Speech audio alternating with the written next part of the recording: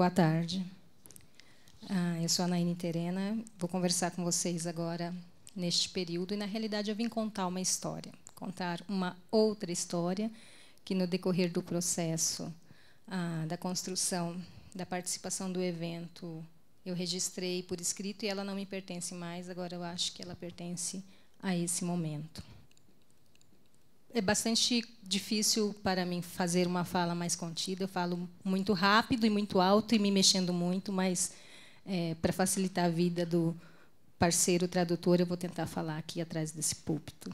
Também dizer que a gente tem algumas imagens que a gente vai tentar sincronizar com a minha fala, a tradução e a conversa com as meninas lá atrás. Para começar, eu quero dizer que não estou sozinha aqui. Tem cerca de 800 mil pessoas indígenas ao meu redor nesse momento. Esse é mais ou menos o número de pessoas indígenas no Brasil, que fazem parte de cerca de 250 povos.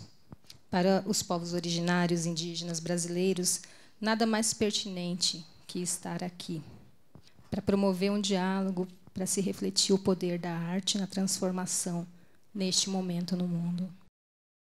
Arte não é para os covardes, declarou na semana passada o presidente de uma escola de samba do Rio de Janeiro. A arte é política, estética, sensorial e carrega diferentes discursos. E eu quero falar dos múltiplos discursos e múltiplas verdades a partir dos povos indígenas brasileiros. Essa fala tenta, então, também trazer um pouquinho do que a gente entende de arte enquanto indígena e da história da arte, o nosso papel dentro dela.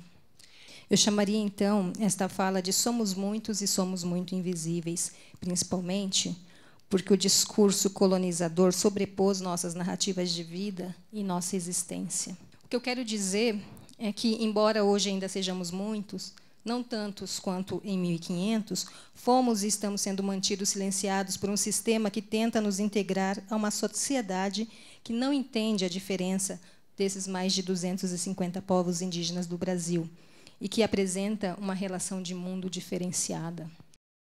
Ontem, mais de 50 manifestações ocorreram no mundo em prol da manutenção dos direitos indígenas no Brasil. Foi um movimento para se negar a transferência de alguns direitos conquistados, como a mudança da FUNAI para o Ministério da Mulher, Família e Direitos Humanos, a transferência da demarcação das terras indígenas para o Ministério da Agricultura, o desmonte e a municipalização da saúde indígena, entre outras pautas que afetam esses povos.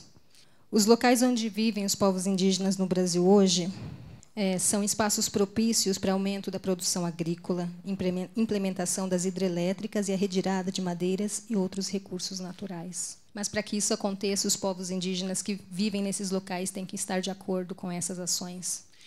O uso contínuo das reservas naturais trará um colapso, não somente para os indígenas, mas para os não indígenas, além de afetar a cosmologia existente em cada povo.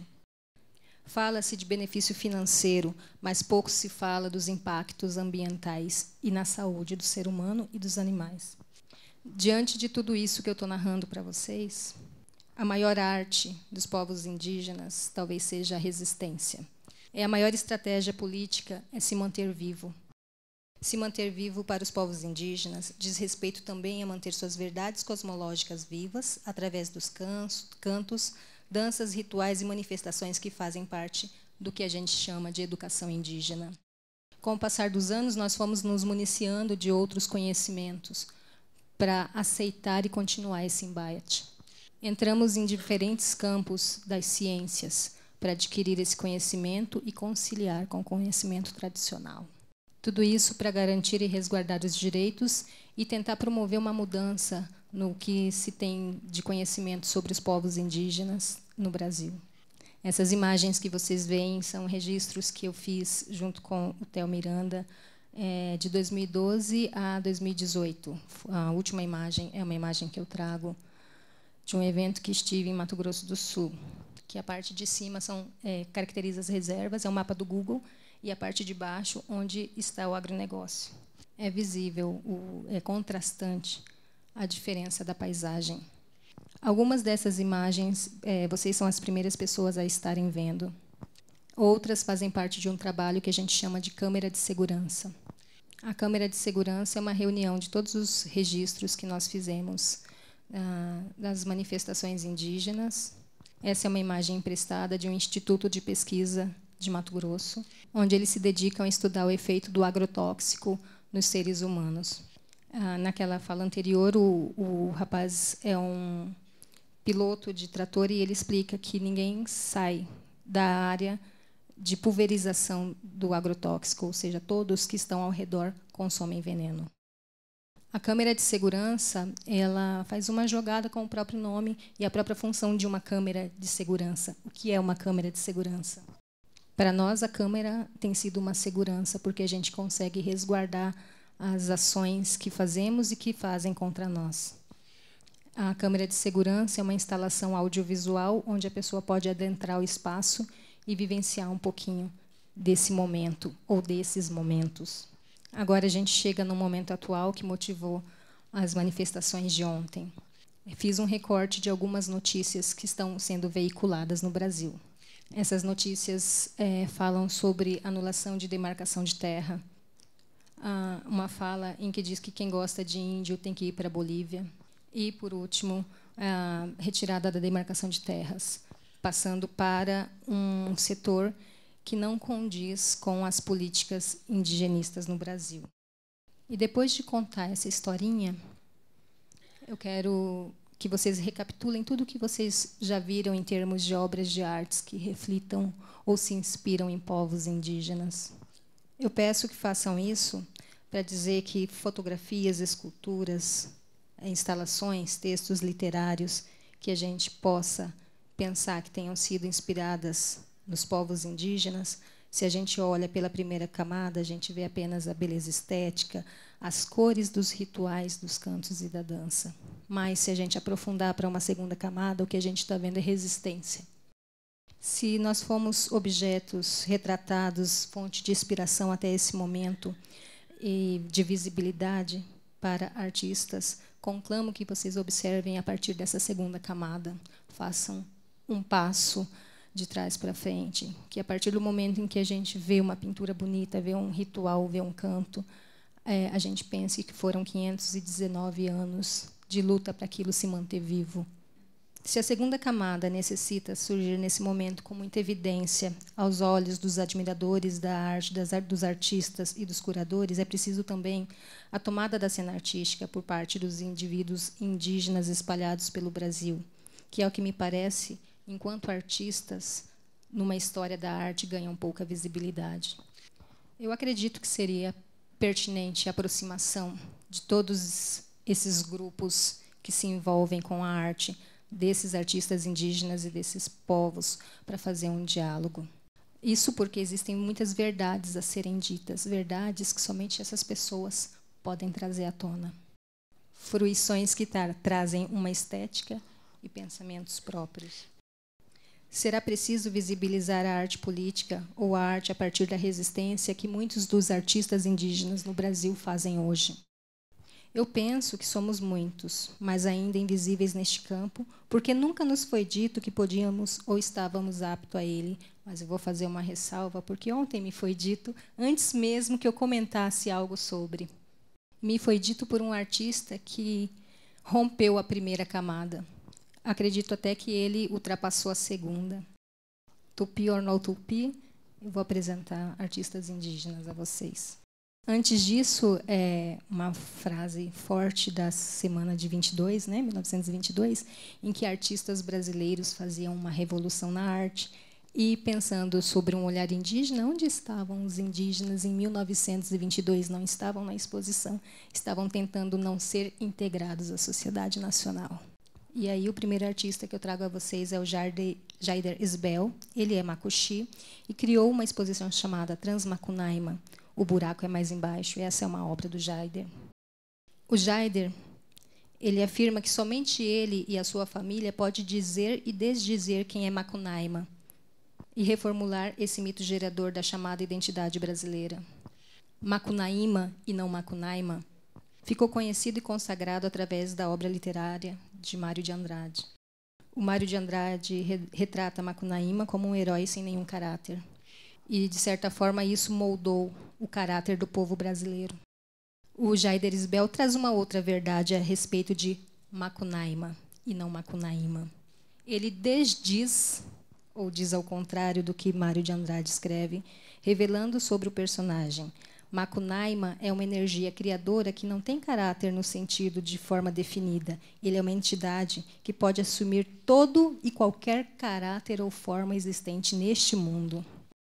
Macunaíma é um mito que perpassa vários povos existentes na região da terra Raposa Serra do Sol.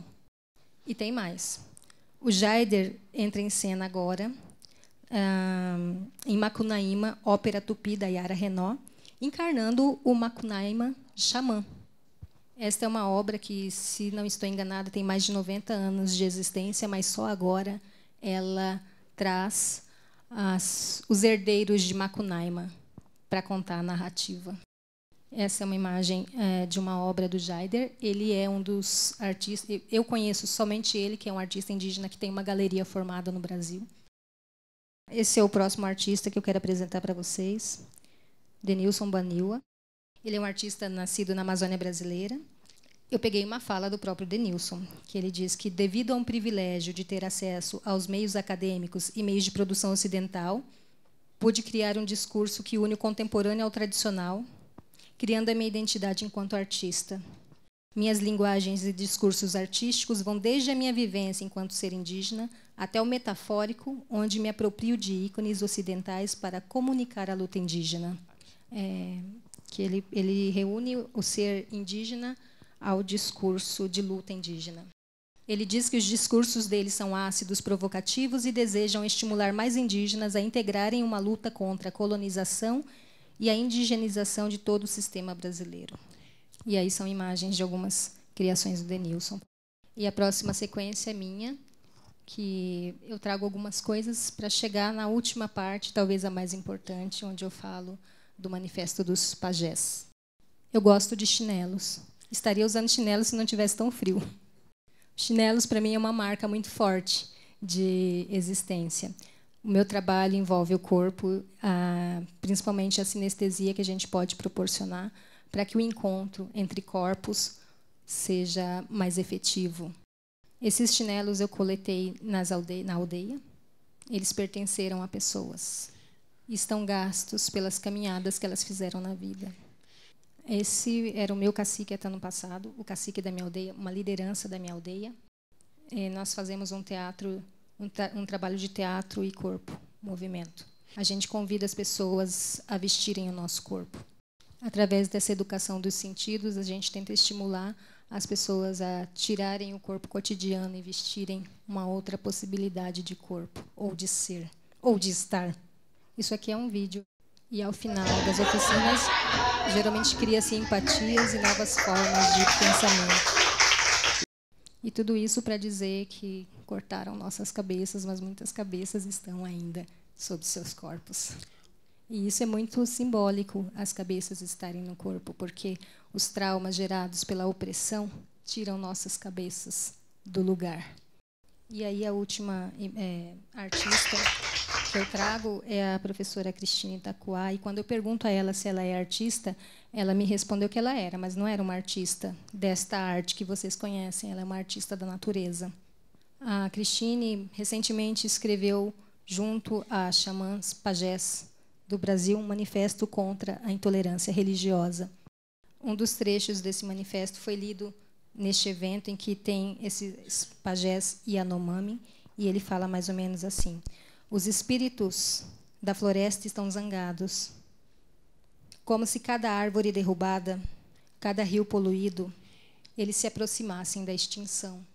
Um sábio xamã disse uma vez que a floresta é um portal cristalino. Se a floresta partir, nosso espírito vai partir também.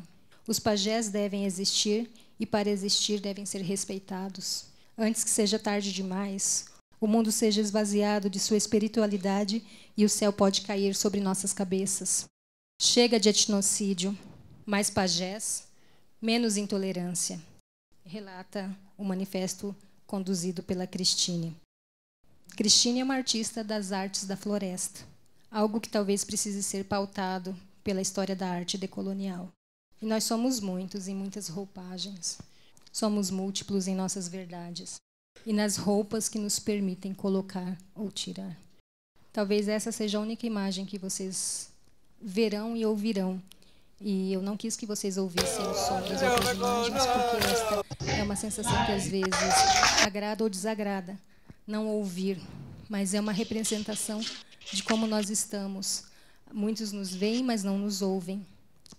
Então, eu deixo vocês com essa imagem. Foi gravada na reserva em Dourados, Mato Grosso do Sul, onde vivem os povos Guarani, Kaiowá e Terena. São mais de 17 mil pessoas vivendo nesse local.